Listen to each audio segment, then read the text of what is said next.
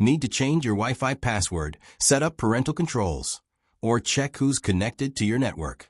It all starts by logging into your FRITZ box router's web interface. It's much easier than it sounds, and in this quick guide, I'll show you exactly how to do it, step by step. Let's get started.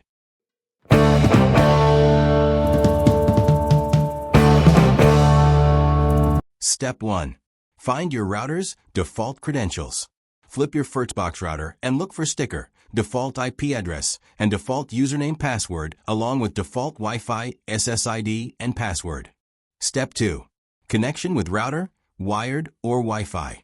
First, make sure your FRITZbox routers or modems connected to your computer either using Wi-Fi or Ethernet cable. Step 3. Access router settings from web browser. Power on your router. If already not power on, and open a browser in the address bar, type FRITZbox default IP address 192.168.178.1, then press enter. You'll see the router's login page.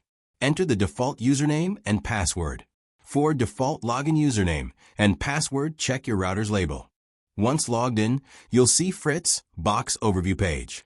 You'll see your internet connection status, connected devices, and Wi-Fi settings. To change wireless name and password, go to Wireless Settings from left side menu. In the SSID box, change default SSID name and create a new Wi-Fi name for your network. If your router support dual band, change Wi-Fi SSID for 2.4 GHz and 5.8 GHz. Change Wi-Fi password, go to Security tab and choose latest security type and create a stronger password.